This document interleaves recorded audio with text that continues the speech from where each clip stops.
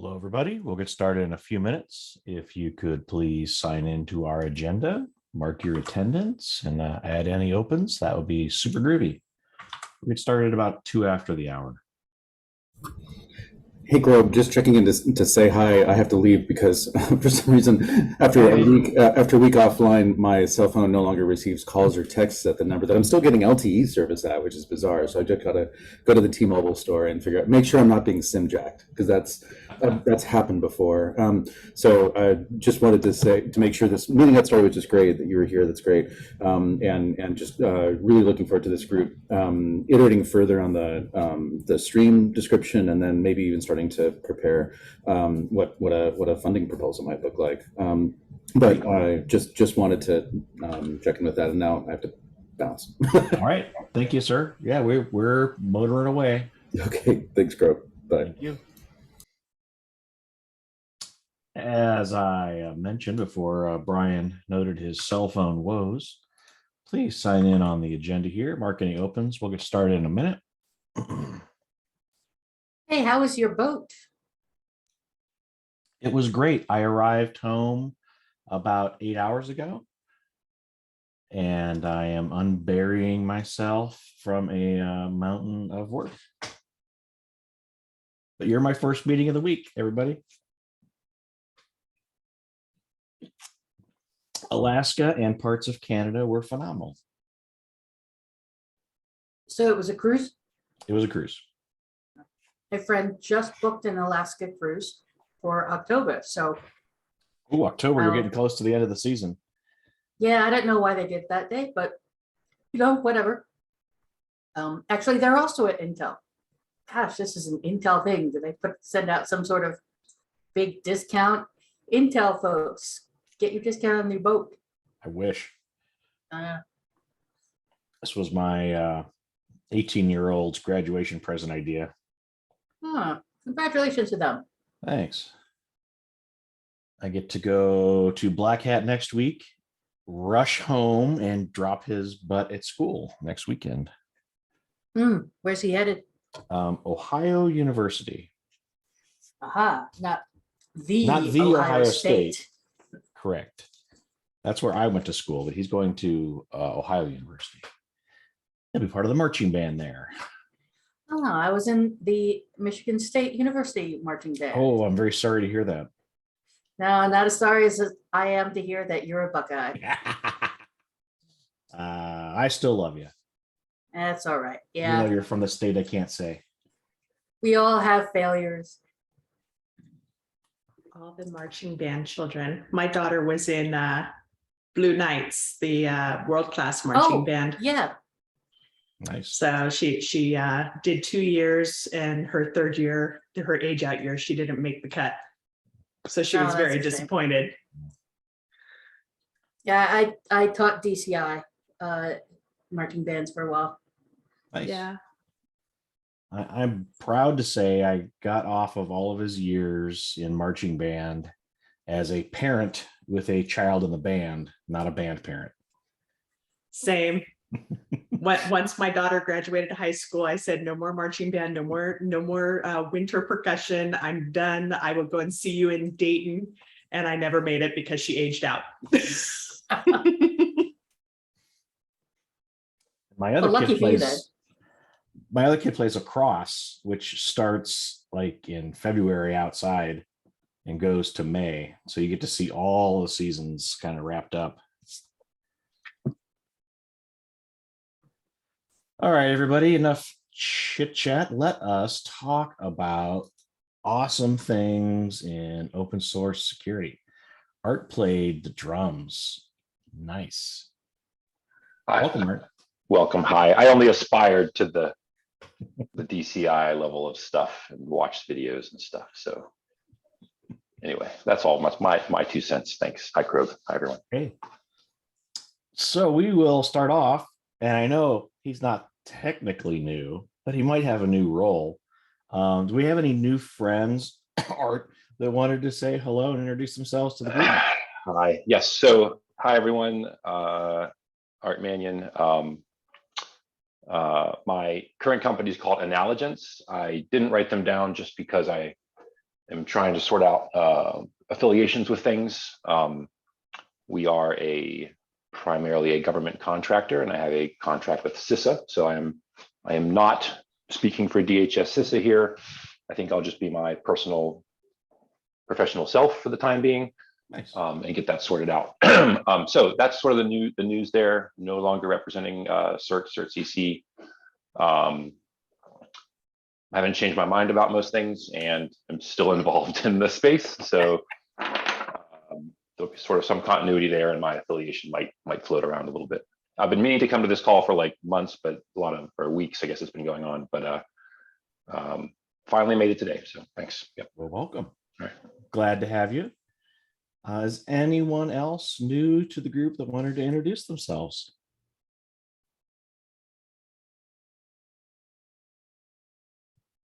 All right. Do we have anyone that's willing to assist us in scribing some notes? I can assist, but I'm not sparking too brightly this morning, so I wouldn't Know the mind if feeling. others also assisted. But I Know will the do my feeling. darndest. Well, thank you. I appreciate it. Anybody else that can help pitch in with a note here or two would be super appreciated. And as always, thank you, Vicki. Do we have any new opens for today? Thank you, Emily. All right. So as was alluded to at the beginning of the call, was not on the team call last week. Was anyone here that would be willing to give us a 2-minute overview of what we did last week, and if there was anything outstanding we needed to jump on today? So last time we finished going through the day 2 notes and kind of providing additional clarification on what each of those bullet items were. We did not have time to go through the full comprehensive list of changes that needed to be removed or updated. Plan 2.0 draft, yep, that one. So the intent was everybody asynchronously go, provide comments, clarify everything, and then we would come back and review. Let me know if I misrepresented anything. That was great. All right. Well, I appreciate that. Thank you for sharing, Emily. Now I feel like I have a whole week's worth of knowledge crammed in my head. Let us turn to Plan 2.0. And let's see if we can get some of these comments or anything adjudicated and get closer to actually getting to work. Let's see. I see our first comment is from Marta. We're missing a space. I will fix that. Thank you, Marta.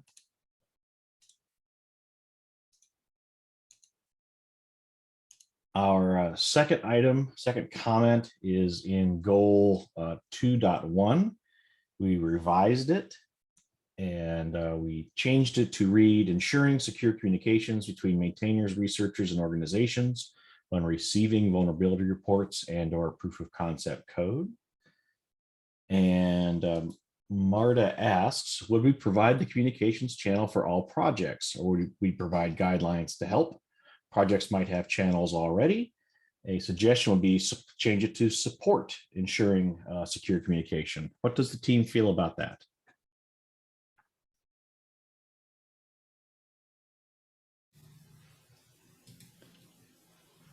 So potentially we may have a secure channel we could advocate for, but as always, we want to go with what best suits the upstream. So we don't want to try to impose our tool on somebody else. I would recommend support because secure communications can mean all sorts of things, particularly if you're coming from government. Oh, that too. Yes. Yeah, support, I think, is a more realistic word for what we hope to do, I think.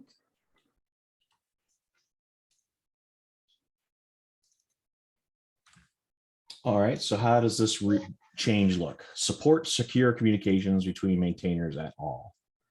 Does that get us close to where we want to be?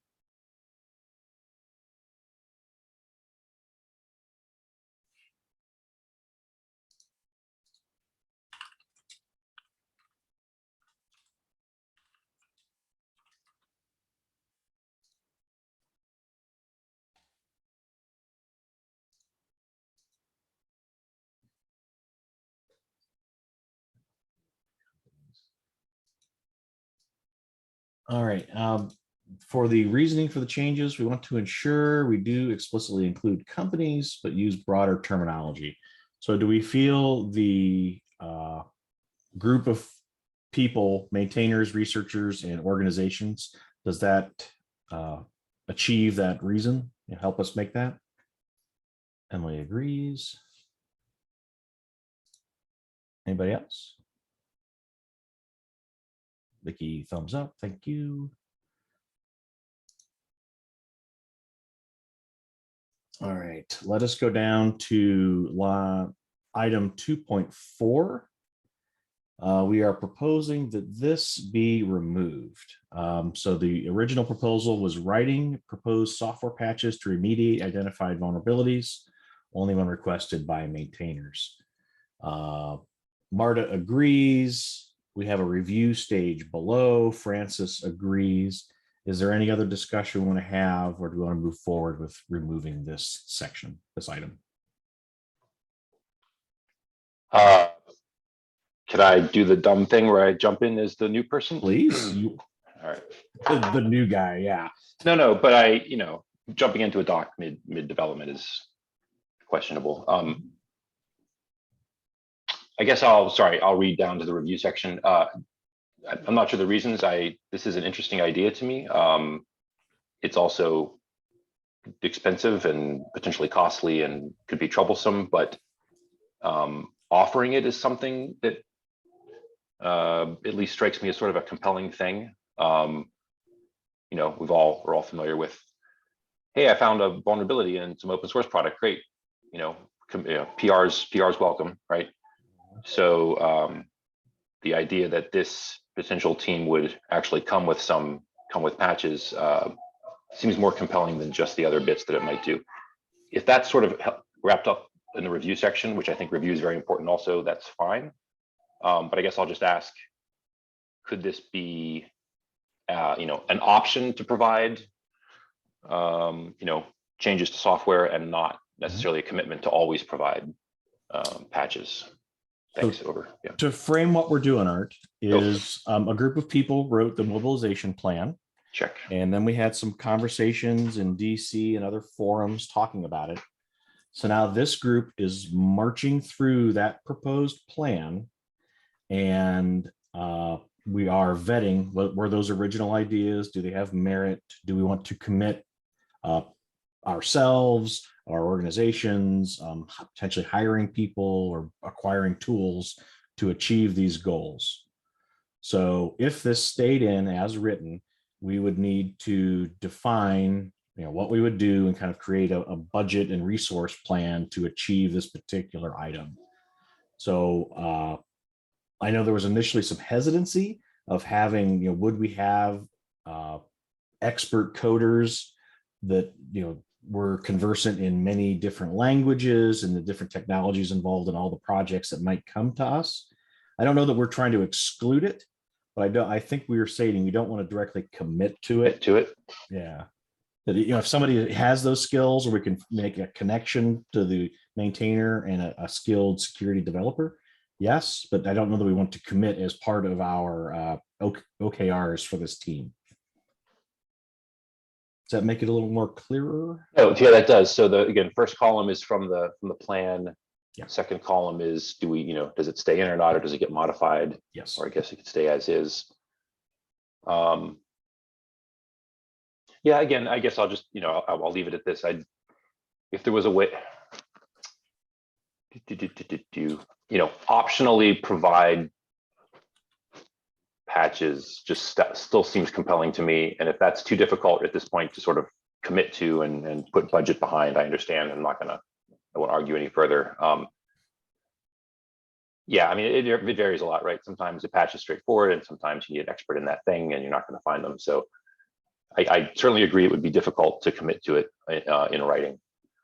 And maybe, you know, maybe in the review, maybe the review area is enough that sometimes a patch might sneak in there if it were simple and achievable. So, okay, I'm good though. Thank you.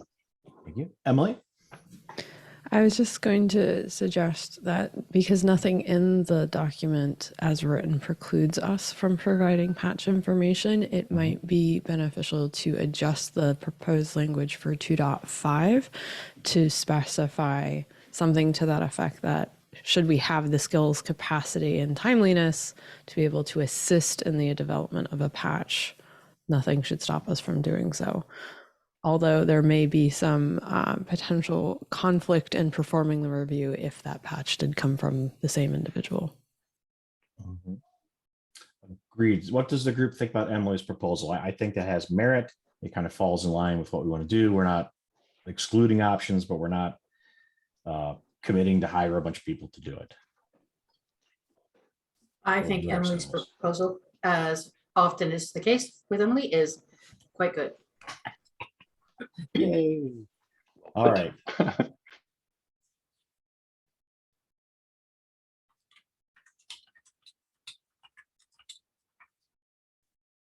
right, so I will leave that in the document for now, and we will figure out a way to reword line item 2.5.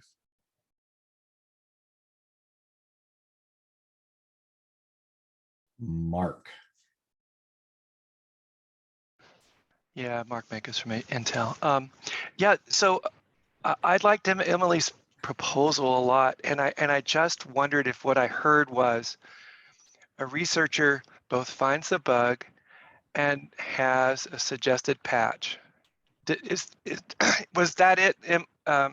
Is that what I heard? Because that seems pretty normative. I mean, not uncommon, or not impossible, rather. Oh, Thanks. That's all. That was my Yeah. whole question.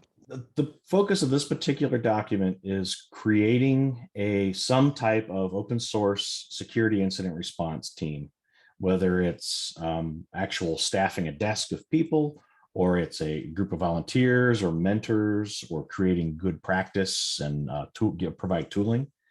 So this wouldn't necessarily be the researcher. Not that it wouldn't be, but again, as you mentioned, that is kind of the standard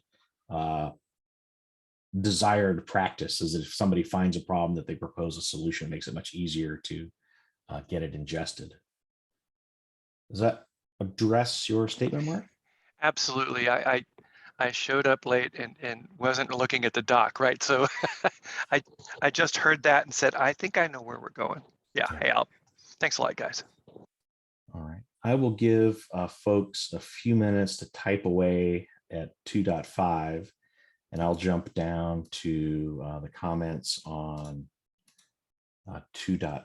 Let's see here. 2.6 is helping maintainers create and publish software patches, security advisories in a way that will minimize likelihood of widespread vulnerability exploitation. And we're proposing to change that, helping maintainers publish software patches and security advisories in a way that will minimize likelihood of widespread exploitation for year 1. So we're just going to be assisting, coaching in year 1. Year 2, helping maintainers create, coordinate, and publish patches. I see. That is pretty slick. What does the group feel about actually writing it into the proposal, the kind of timeframes and the slight change in deliverables from helping publish to potentially assisting, creating, and coordinating? And that might also help address our 2.4 bottle.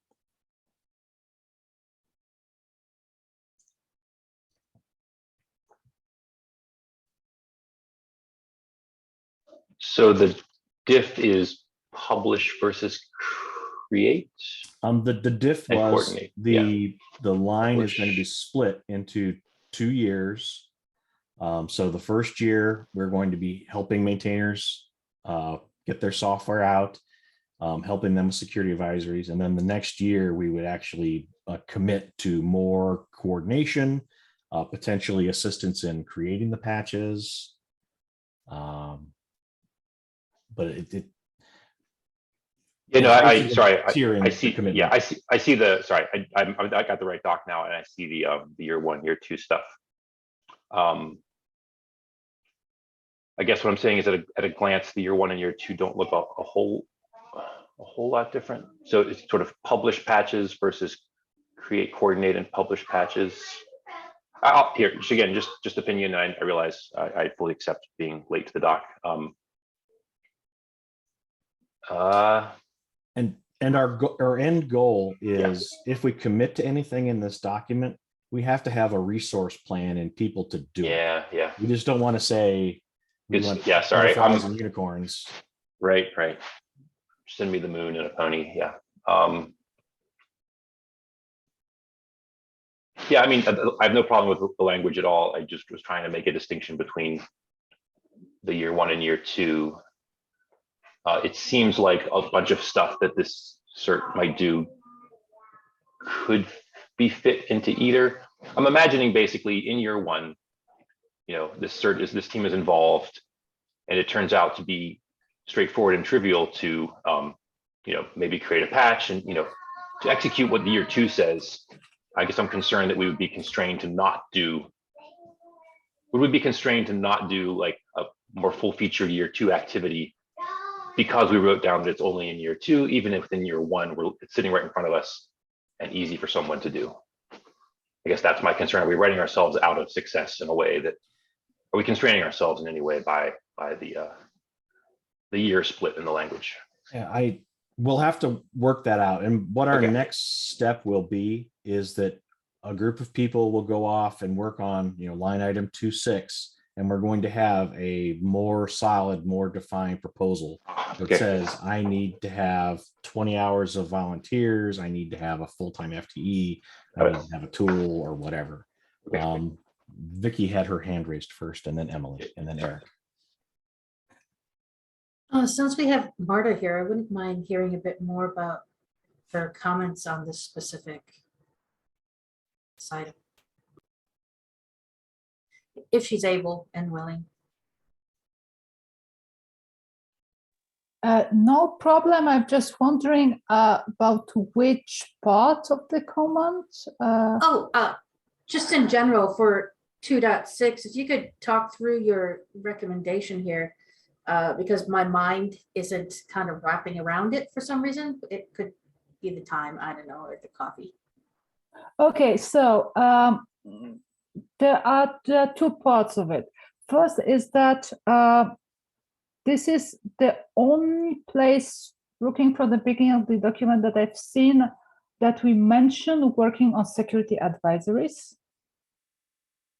And they are published, there are patches, security advisories, and other things all linked together.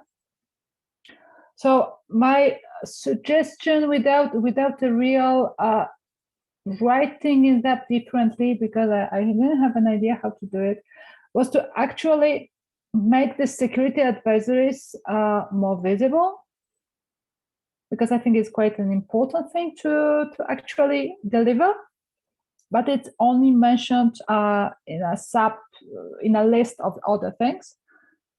And the other thing I propose is release notes.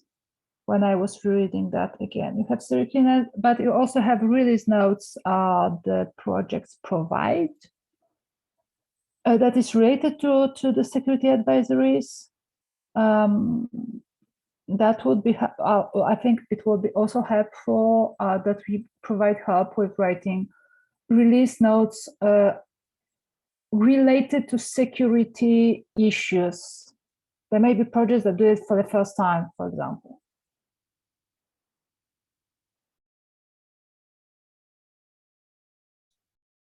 Does that address what you were looking for, Vicky? Yeah, absolutely. And thanks, Marta, for doing that. Groovy. Emily. So I have a suggestion to expand on the comment that I made and consider Marta's proposal as well. There's two facets of this. 2.5 and year 2 of 2.6 are very similar, with the exception of the security advisory portion of it. Since security advisories are much simpler from a commitment perspective versus actually writing a patch, the security advisories and release notes and coordination can be clustered together as a single item, whereas the review, creation, and publishing of patches can be a separate area. But the other thing that I wanted to call out is 2.5 has language that is when specifically requested by maintainers, whereas 2.6 doesn't include that, so they're in conflict. So the question is, when do we want that level of engagement from a maintainer? Is it beneficial for us to separate by level of effort year 1 and year 2 activities?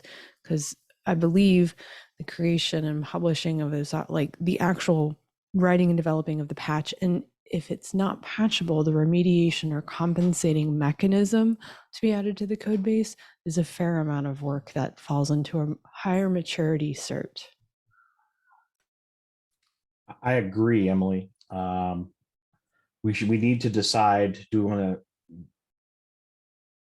I agree that we should probably tier this into levels of effort, things that we can, quick wins, so to speak, in year 1, and then the more long-term tasks. But then the statement around advisories, a lot of times from my experience, the actual writing and communication piece are skills that some projects don't always have or don't deem as useful as other activities, actually writing the software.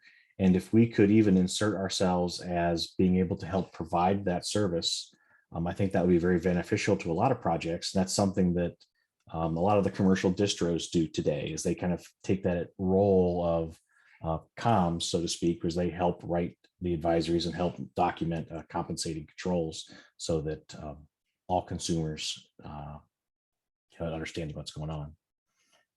So do we want to, to Emily's proposal, how do we want to address the statement as, where was it? As maintainers request, or what was the word? When specifically requested. So how do we want to address that? Do we want to have a blanket statement in the beginning that talks about how we have flexible operations, or do we want to be more prescriptive? And you have this certain tasks we do are only at request.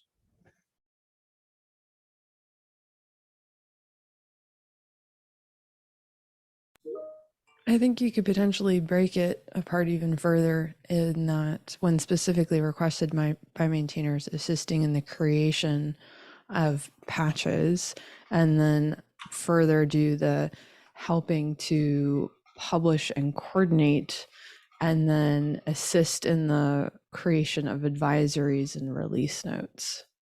So that the coordination activities, advisories, and release notes are just something that we voluntarily provide, whereas the creation of and potential review for patches, because providing a review by a centralized organization can imply some form of responsibility on accuracy. So having them separated out even further so that those items that are higher risk, higher task oriented can be specific requests. I like that. I'm trying to think how to, now, do we feel, I like that approach, Emily, a lot. Do we want to go line by line and say this is by request, or do we want to have more of a, we will have in the beginning of this, the final proposal, we'll have kind of a purpose, a market problem statement, and we'll talk about kind of the rules of engagement. So do we want to talk about how the SIRT will provide a variety of optional services, and so at the higher levels we may assist in writing vetting patches, or do we want to go line item by line item and say this would be an optional thing, or as requested? Art. So I will suggest, pick the vote for the I mean, Okay, so we 100% of course want to respect maintainers and developers and the organization and do things their way, always when possible, and work within their procedures and process. No argument whatsoever there. That said, and I have to put a comment on the when requested review the patch. Again, sort of would not want to constrain the team to, here's a patch sitting out there ready to go, and I look at it, and I mean, somebody smarter than me looks at it and says, hey, that's not accounting for a very easy trivial variant. The vulnerability is not fixed fully. Of course, you want to say something, and the SIRT should say something then. So I guess I'll suggest some kind of top level sort of cover material that we always respect and work with the maintainer in the organization. We're not going to, go against their wishes. We're not going to be jerks, but I think it'll get difficult to do line by line, optional when requested, optional when requested. That'll be overly constraining, is my position anyway. For me. Thanks. Yep. Out. I made a note at the top of the document to write a blanket statement on how we always will respect the processes, desires of the project, and strive to work within their frameworks and processes. And we'll hammer out the language once we get to the final editing of the document, but that hopefully will address that.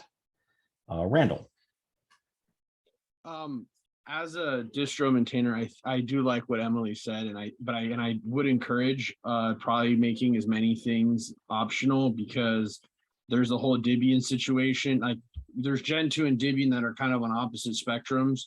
And I know that the Debian patches sometimes have issues because of the opinions that are committed in them. And a lot of them are supposed to be security things. So I think maybe avoiding being heavy-handed and making everything as like opt-in as possible would be the best for OpenSSF. And I also agree kind of with what Matt said, that it's also a liability. I know in Homebrew we've had that before, where we've had to make it very, very clear that Homebrew should be seen as a last line of defense and should not be considered an actual security tool. Excellent points. Thank you, Randall. But it sounds like the group is agreeing in the direction that we want to be as we don't want to be from the government and there to help. We want to provide a battery of services that are optional and try to be as flexible as possible, working with the maintainers and projects. That sounds like directionally what the group is agreeing with. Yeah, it sounds like we're, to use a restaurant metaphor, going more towards, a la carte menu than prefix. Yeah, I like that. Yes. All right. So I made a suggested language change in 2.5 to pull the year 2 version from 2.6 up, so that we could group those two areas together about specific requests from maintainers and then just general minimization activities. That way 2.6 can solely focus on the year 1, the understanding that year 2 activities may also fall into year 1. So we'll need to carry that down. Okay. So let's read the work that Emily just did. So when specifically requested by maintainers, assist in the creation and or review of proposed fixes before they are public to verify they fully resolve the reported vulnerability to the best of the group's ability. To minimize the likelihood of widespread vulnerability exploitation, assist maintainers in vulnerability coordination, creation of security advisories, creation of corresponding release notes, and publishing patches. So how do we like that revision? I think it's good.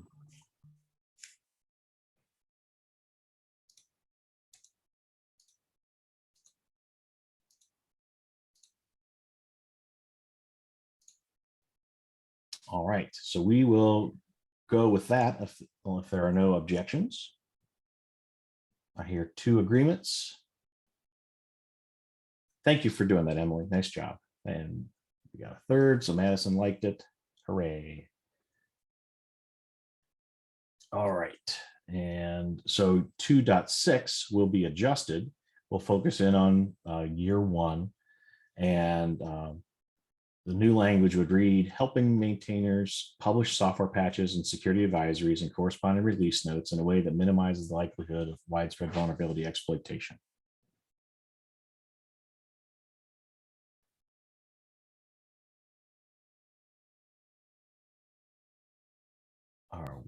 I think the only thing that's missing there is the coordination portion of it for year one. And we could put in verbiage like provide tools, assistance, and guidance in assisting, coordinating disclosure of vulnerabilities. Would that meet that objective?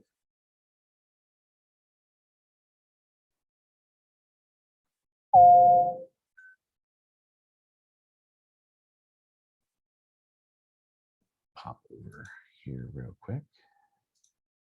Whilst we think that over.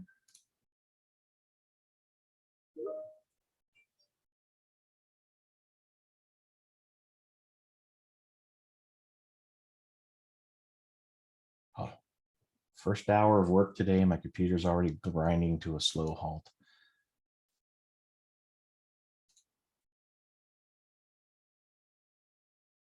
All right, so are we okay with the addition that Emily captured from my incoherent rambling?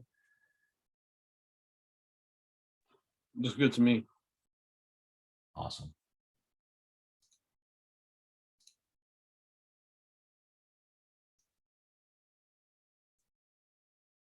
All right, let us move down to section 2.8. The new proposed language in the middle column provide guidance and best practices documentation to maintainers on how to evaluate and handle reports of in the wild exploitation of novel vulnerabilities in their open source project. In year two, we would help evaluate and assist maintainers in receiving reports of the same. So basically, first year, we help provide some coaching and documentation, good practice. And the next year, we potentially would be able to assist in the evaluation of that if as needed.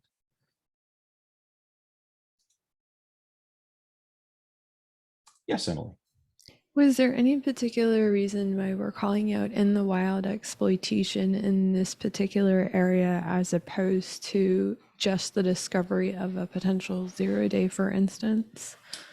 I think it's just echoing the language that was in the existing document, which we don't have to do. We could totally change it. They're just copying what was there. Yeah, the reason why I'm asking is that in the wild exploitation has some form of urgency associated with it. And I believe we've talked in the past about nobody ever reads the docs, especially in a crisis. If you start reading it for the first time in the middle of a crisis, you're too late. So if this is particularly focused on that sense of urgency portion of it, especially for like super severe vulnerabilities, then that makes sense as a call out. But then I feel like we're almost leaving the other portions of it on the table unless we have captured that elsewhere in the document that I missed. I don't think we have captured it elsewhere. So I think that's a good point. So how would we like to revise that? Just handle, vulnerability reports? Would that be just in general, help provide guidance and mentorship around that, and then escalate in year two? Does that get rid of the in the wild exploit for you?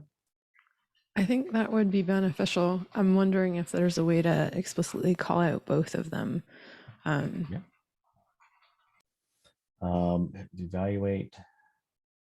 So let me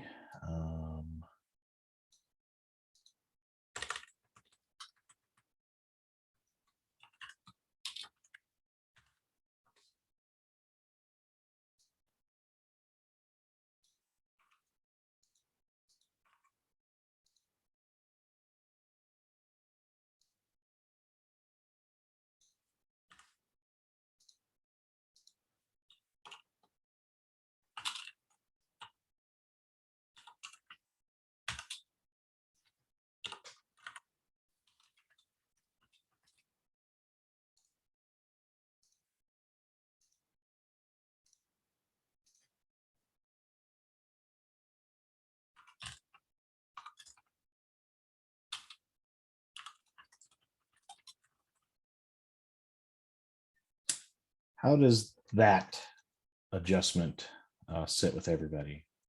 Does that address kind of trying to hit the alpha and omega of that for you, Emily? Yep, works for me.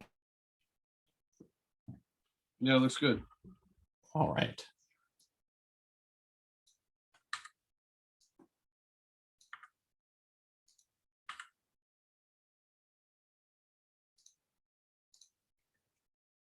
Excellent, excellent, excellent. All right, so we are proposing for section 3. There were 6 very prescriptive things the original authors of the document laid out. And the group talked about and proposed we remove the explicit having a CVSS score of a certain threshold as a gatekeeper to allow interaction with the team. And so the group proposed we toss out these 6 items and go more generically to defining criteria for evaluating things and providing practice and documentation. Randall. I just wanted to point out, so if people are or projects are following all of our other recommendations, wouldn't they already have an organized security team, or like they're using GitHub advisories? Because GitHub advisories also kind of has their own way of handling this. So just kind of pointing that out. Hopefully, yes. And my fear when I read this one especially is we don't want to anyone that needs assistance, we don't want to turn away. If we have the opportunity to assist them and educate them and help them prepare themselves for the next event is, I think, a good thing. I don't want to have to be, I don't want to be the gatekeepers of CVEs for people. And wherever we can, we should help. What I'm saying is if they're gonna, because I know like best practices does openly recommend using GitHub advisories. Yep. And what I was gonna say is that kind of makes people used to tooling doing everything for you. So I don't know, like, because I know some of the stuff here is not necessarily tooling based. So if they're already using tooling, how would we deal with something like that? Because I know like in GitHub advisories, you only have a certain amount of people that have access to that. And we would be outside people that would not have access to that. So like if they had something reported through their GitHub advisory system, how would that work? Yeah, I think in general, our modus operandi is to recommend tools and automation as much as possible and provide be as helpful as we can in the method that the project can digest it. Right. I was just pointing that out because I know that GitHub advisories is like an easy way out to get the best practices badge. Yeah, indeed. So is anyone opposed to striking the is anyone opposed to striking 3.1 to 3.6 and providing a framework for the SIRT to operate, provide guidance for maintainers and whatnot? All right. I think how Francis was doing this.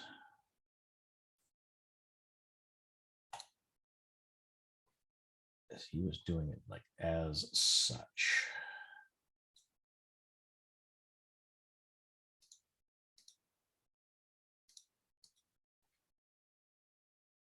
All right, so we will do that, and we will work on our documentation and good practices, guidance and rules and whatnot. Art.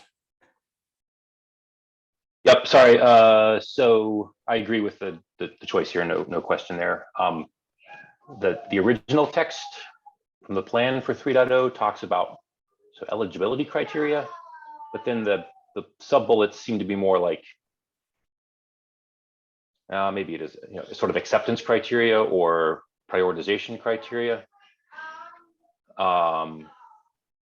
Is it in here somewhere? And I didn't even search for the word yet. Do we care? Is it in here anywhere that this SIRT may have selection or prioritization criteria because we have, for instance, limited resources and can't handle every request we get and have to pick and choose based on, and then now some of those bullets would make some sense. I'm searching for the word priority. Again, no argument with the decision on this item, just do we need to worry about criteria anywhere else, or is that maybe a next stage detail? And that's what this resolution of 3 is going to be. So let me propose this. I at least initially, I don't like the whole eligibility criteria. Yeah, me neither. No. So I'll highlight this in yellow. So does that adjustment kind of help give us a little more flexibility and really speak to, I think our purpose is to provide frameworks and documentation and assistance as opposed to being a traffic cop, so to speak, of letting CVEs in and out. Emily. So I don't believe the term eligibility criteria is appropriate here, given some of the items that we've discussed. However, framework and practices doesn't also provide us with the space to define thresholds or whole classes of services depending on the capabilities. I'm thinking back to our in-person discussions where we talked about like the SIRT of last resort and foundations having their own certs, and what does that escalation path look like, and how do we determine whether or not something gets taken on by this group versus by pushing it back down to a foundations cert, for instance. So I feel like we need something that's slightly in between that gives us the ability to group those. Whether or not it's within this document, I'm not sure of. I would prefer to keep the detailed implementation outside of such a large plan that requires so much work to revisit each time. I agree. So how would we, so framework and practices might not be the best adjustment. Do you have a suggestion on how we might rephrase that? Conditions or thresholds is another potential term, because threshold applies some sort of minimum bar, and we can have different levels of that. And it's not necessarily exclusive language that we're introducing.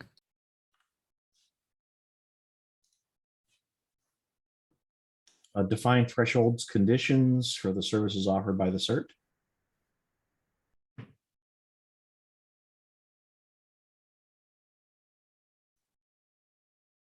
Emily, I personally don't mind the word criteria, but the eligibility is bad. Yeah, I don't want to make this an inclusive club. Right. Thresholds.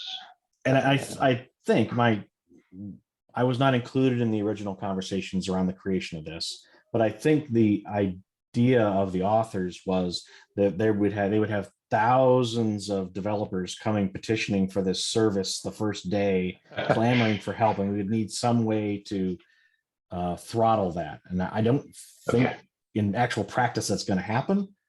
I think it'll grow over time, and maybe eventually in the future, when we're all in our silver spacesuits and flying cars, we might need to throttle things a little more. But I think initially we just want to try to help provide guidance and pointers and help where we can. Vicki. So as far as wording, just how is this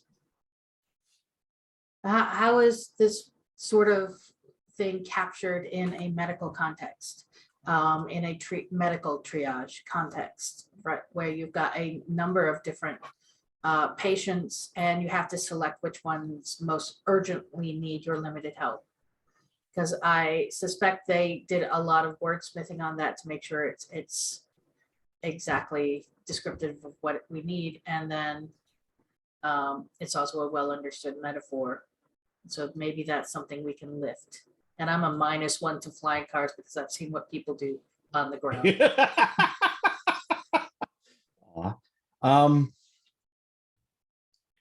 Yeah, it's tough because somebody had an idea, they threw it over the wall, and it's up to us to actually execute on it or help execute. I think Vicki actually said the right word. It's triage. triage.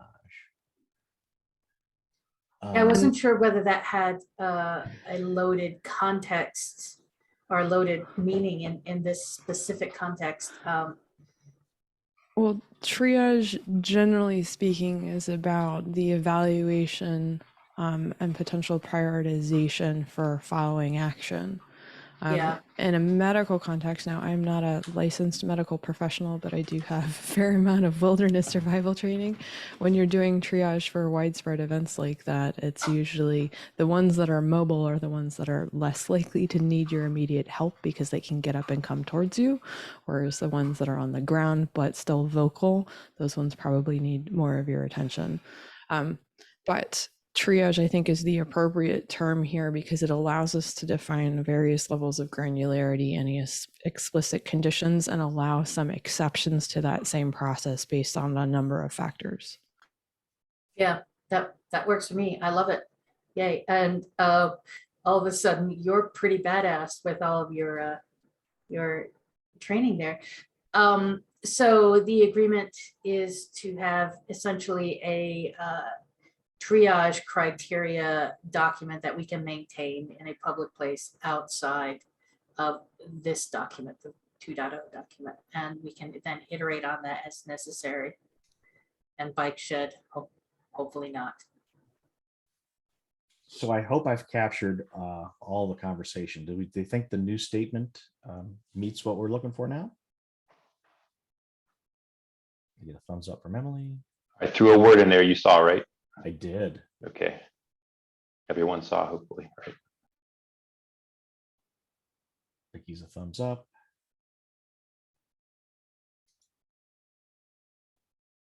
All right, let's talk about item 5. Mark also agrees. The statement was this group will terrible. Augment a playbook directed at open source maintainers that gives generally useful information about what to do in the event of a cybersecurity emergency and to offer clear instructions of how and when to get our support. And somebody noted, proposed to move this to the education working group. And my statement is, I don't think the document exists yet, so we can't throw it over to the education group yet, but that might be an end state. And Emily, you have thoughts? So I agree that it's probably an end state, but my question was more around the existence of the education working group and We meet their tomorrow. path. Okay, that information is not well known, especially in the stream one for where that's supposed to be occurring. So sharing that information would be greatly appreciated by many individuals. Secondly, I think you're spot on with the creation of or assistance in the creation of, because I'm not an educator. I don't pretend to be one, and I know that I would probably do a terrible job of writing educational material in a manner that allows individuals to consume it in the best way possible. So while we may be providing the technical content and corresponding information with close coordination with the vulnerability disclosures working group, because I can't imagine we would do this in a vacuum, we would rely heavily on the education working group's expertise to ensure that content is made available in a digestible form for various accessibility needs.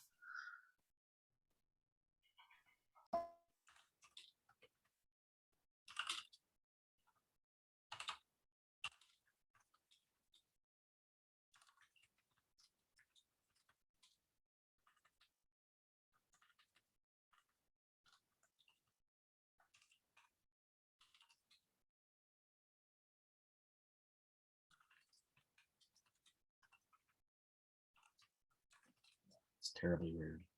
Terribly worded. So I made an adjustment to the statement to create the playbooks in guidance documents. And then as the content is ready and available, we will work with the education SIG for training and communication of these materials. Does that feel a little better? I would also add in their security teams. not just for maintainers, in case specific groups have their own way of doing it, such as Kubernetes. I know they have their own security release. Agreed. That's an excellent build. Thank you.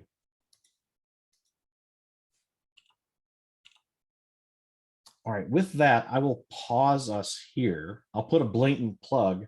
Tomorrow morning, 9 a.m. Eastern, the education SIG meets, where we're working on stream 1. And I'll be glad to take this little piece of feedback and account for it in our plan. That'll probably be more advanced, like we're talking about different levels of training. And I think this would be a nice intermediate or advanced set of instructions we want to provide there. And I also agree, we definitely need to work with educators. While I play one on TV, I am not actually an educator. So we will try to hook up with real professionals to get those materials crafted. Any comments or thoughts before we close for today? We will start on section 6 next week. And as always, if you have comments, please tag them on the doc. We'll work with those.